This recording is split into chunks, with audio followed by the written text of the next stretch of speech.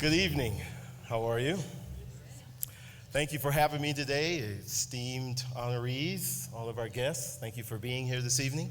My name is Cory Jones, and I am an educator, facilitator, and trainer.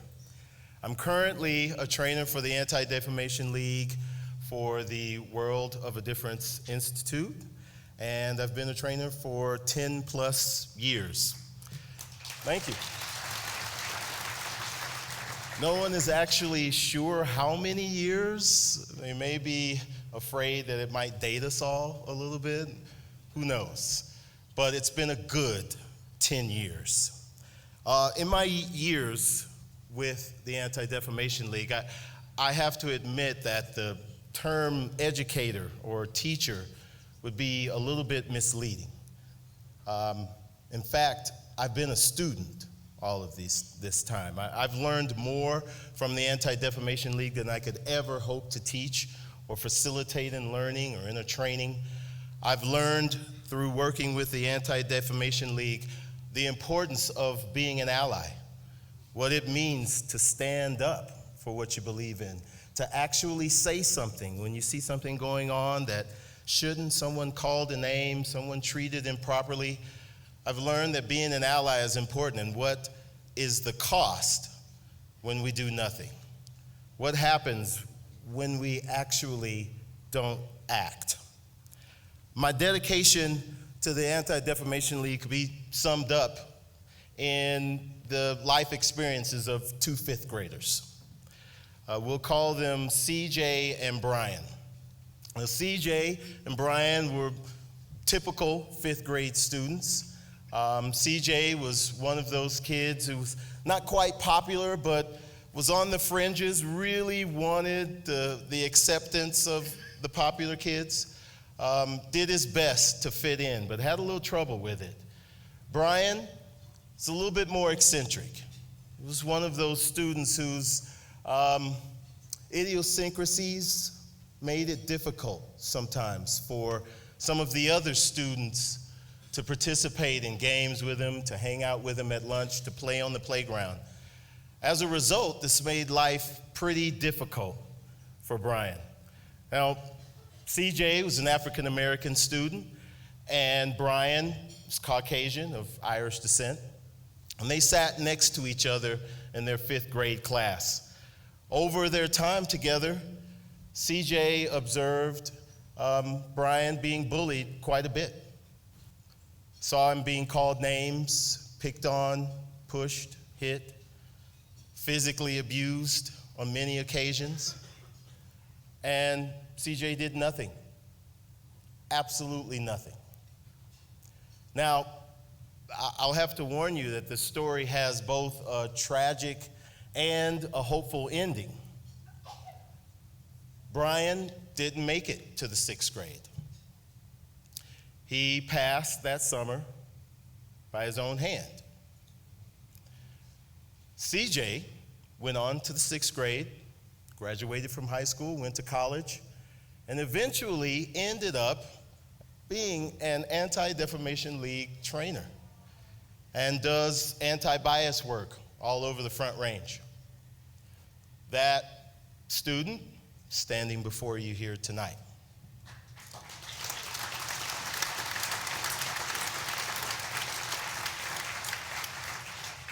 Now, I'll be honest with you, I may never be able to repay the debt that I owe this world, but I'm certainly going to try.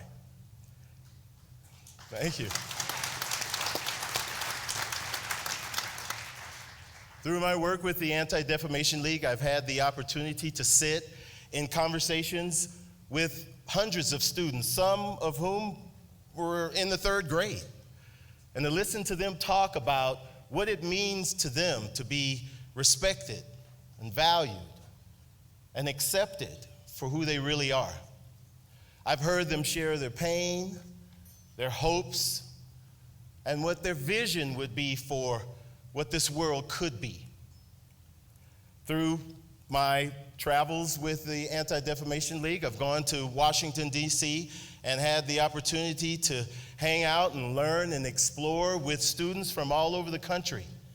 And at the same time, to meet some of the few remaining Holocaust survivors, to learn from them, their life experiences, their courage, their perseverance, their heart, their forgiveness. I've also had the opportunity to be asked to speak before you great people here today, which is a real honor.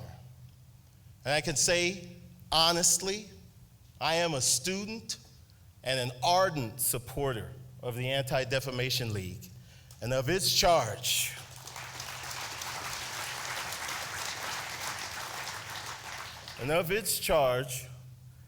to fight anti-Semitism and fight for justice and fairness for all. Thank you.